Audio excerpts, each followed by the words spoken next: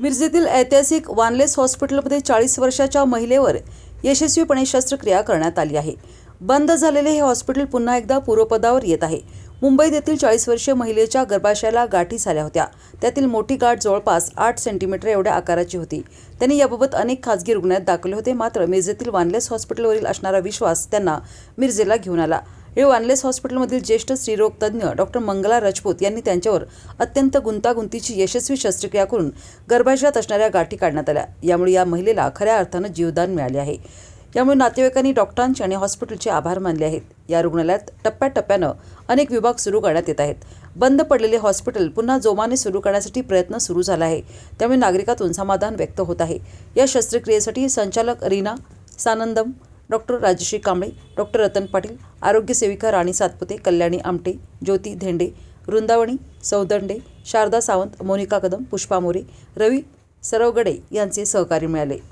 मी doctor Mangala Rajput, MBBS DGO MD FICOG हे mission हॉस्पिटलला मी गेले 30 वर्षापासून काम करते आहे। पण मध्ये मग मिशन हॉस्पिटल एक 3 वर्ष 2.5-3 वर्ष जवळपास बंद होतं। इंडोर बंद होतं, OPD चालूच होती। मग इथे वेगवेगळे येणारे गायनिक डिपार्टमेंटची मी मुख्य डॉक्टर आहे। आता ही जी पेशंट आमच्याकडे आलेली आहे तिचं नाव आहे संगीता कांबळे।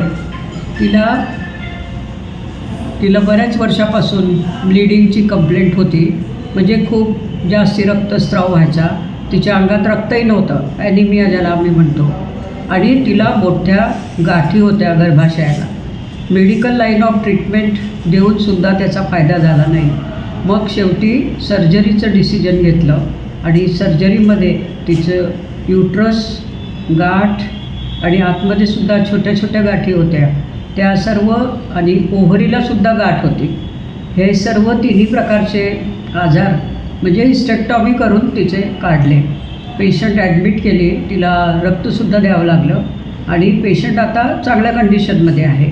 आज तिला डिस्चार्ज पण केलेला आहे। तिचा हिस्टोपॅथॉलॉजीचा रिपोर्ट म्हणजे जे काढलं असतं ते तपासायला पाठवणे, तो रिपोर्टही नॉर्मल आलेला आहे, म्हणजे त्यामध्ये कॅन्सर वगैरे असं नाही, म्हणून पेशंट एकदम खुश आहे आणि आज अबाउट टू बी डिस्चार्ज आहे आणि उद्या ती घरी जाईल पेशंट सकाळी।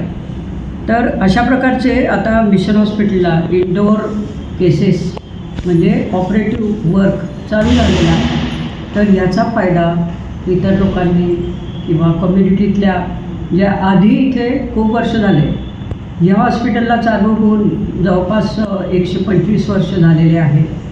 तर जे जुने पेशंट आहेत त्यांनीसुद्धा इथे येऊन पुन्हा त्याचा फायदा घ्यावा असं मी सर्वांना विनंती करते।